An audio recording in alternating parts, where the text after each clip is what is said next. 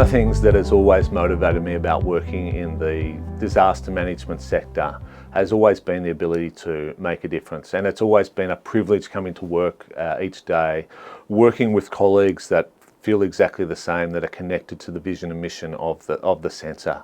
But I've also always loved natural hazards science and how natural hazards behave and natural hazard risk, and being able to immerse yourself in interesting problems that you can solve to make a difference has always been a very motivating factor, and a real privilege to be able to lead a group, a whole sector of people here at NHRA that are doing that is just an amazing privilege.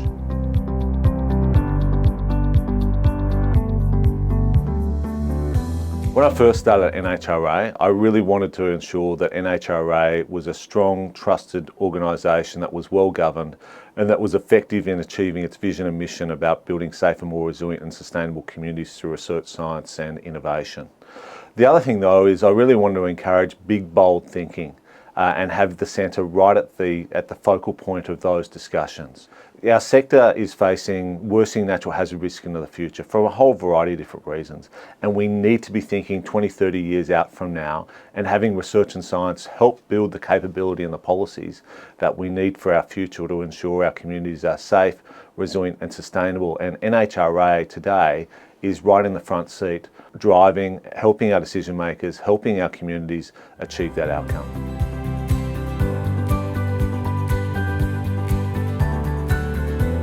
NHRA right now is providing the science, the evidence to support decision making, to build safer, more resilient and sustainable communities, and it's doing it in so many different ways. Whether or not it's providing resilience index information to enable organisations to prioritise investments, to make bigger and better decisions, whether or not it's influencing the directions of PPE that are being used by an emergency service organisation, whether or not it's around how our incident controllers make better decisions. There are so many different ways that NHRA's research is influencing community safety, resilience and sustainability across our country.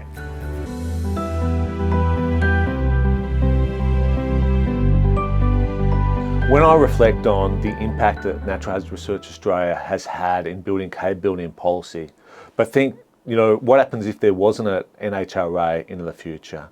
I can see a world where there just isn't as much trust in decision making, that decisions are not well made, that capabilities are not there to support communities that are absolutely vital in their absolute time of need, whether or not they're warning systems, whether or not they're predictive decision support systems that enable incident controllers to make better decisions, whether or not it's about investment, about how we're investing scarce monies into mitigation and to achieve the absolute maximum bang for buck that we can get. Without an NHRA, we don't have the advantages of science and research to inform our decision making, which is absolutely so vital to addressing worsening natural hazard risk into the future.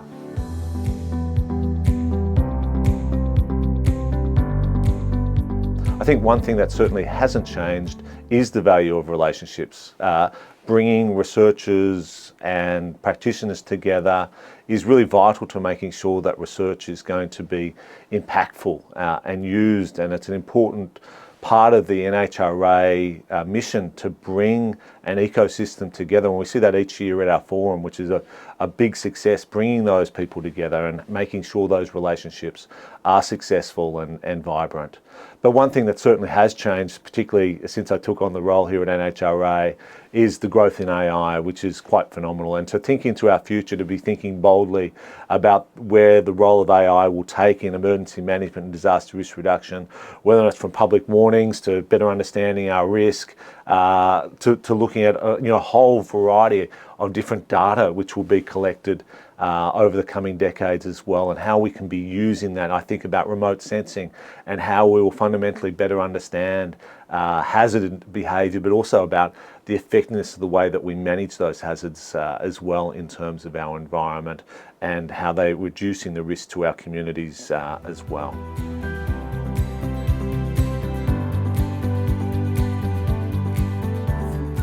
I love working with our participants, so many great people, and that goes to the nature of the sector, that people are just willing to put in to explore new ideas and to ultimately work to make a difference to our communities. One of the things that has always really impressed me is that when NHRA is faced with challenges, people step up.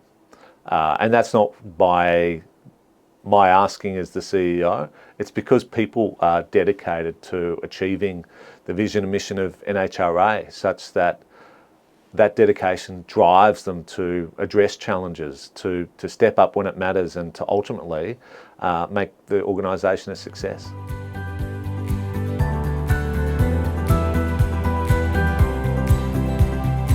So I think one of the most important leadership reflections from my time in NHRA is for NHRA not to accept a backseat, that it needs to always be striving to be in the front row. It needs to be there next to the decision makers across government, different organisations, the community, to be informing their decision making. And I think key to being in the front seat is to be really setting a bold agenda, to be showing that we are thinking not just about the next severe weather season, but we're thinking decades ahead, and how we can be supporting and prompting our participant organisations to be walking that journey with us as we progress in our own space about building safer, more resilient and sustainable communities.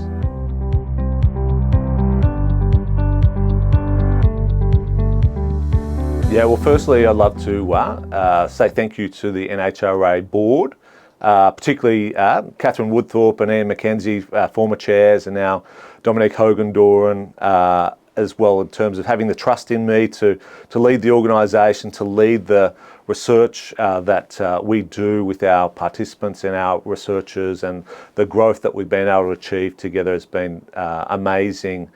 So thank you firstly to them. I'd like to say a big thanks to the whole NHRA team.